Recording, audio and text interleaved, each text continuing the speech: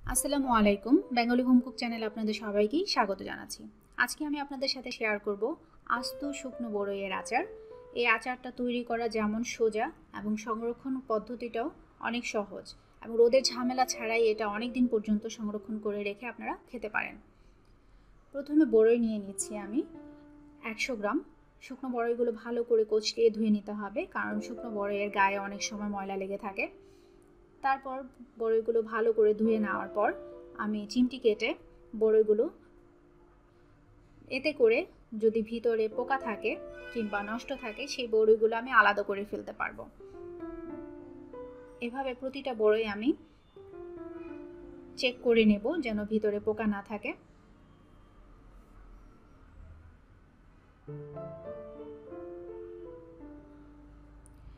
এবং সবগুলো বড়ই এভাবে বেছে নেওয়ার পর পানিতে ভিজিয়ে রাখবো 15 থেকে 20 মিনিট। এতে করে শুকনো বড়ইগুলো নরম হয়ে আসবে এবং আচার করতে সুবিধা হবে। চলে যাচ্ছি শিরা করতে। চুলায় প্যান বসিয়ে আমি দিয়ে দিচ্ছি গুড় 1 কাপ। আপনাদের হাতের কাছে গুড় না থাকলে আপনারা চিনি ব্যবহার করতে পারেন। সাথে দিয়ে দিচ্ছি পানি 3.5 কাপ। যখন শিরাটা গরম একবার বলক উঠে আসবে তখন মাঝে মাঝে এরকম ফেনা গুড়ের ময়লা ভেসে আসবে, সেটা ছেঁকে নিলেই হবে।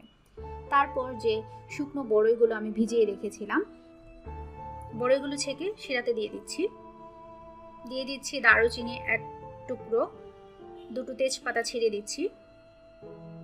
তারপর 15 থেকে 20 মিনিট আমি ঢেকে বড়ইটা সিদ্ধ করে নেব।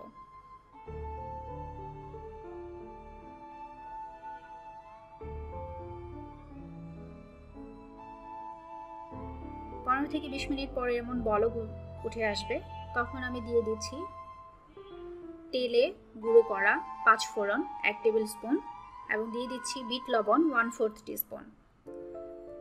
আরও কিছুটা সময় 15-20 মিনিটের মতো এটা জাল করে নেব এবং আপনারা দেখতে পাবেন বড়ইগুলো রস ঢুকে একদম টুসটুস হয়ে যাবে।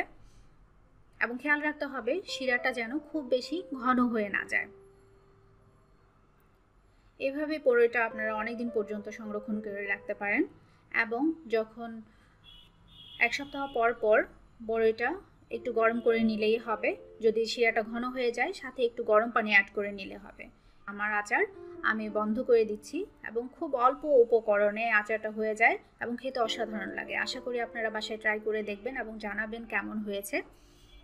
আর যদি ভালো লেগে থাকে তাহলে চ্যানেলটি সাবস্ক্রাইব করে পাশে থাকবেন। আবার দেখা হবে নতুন কোনো রেসিপি নিয়ে। আল্লাহ হাফেজ।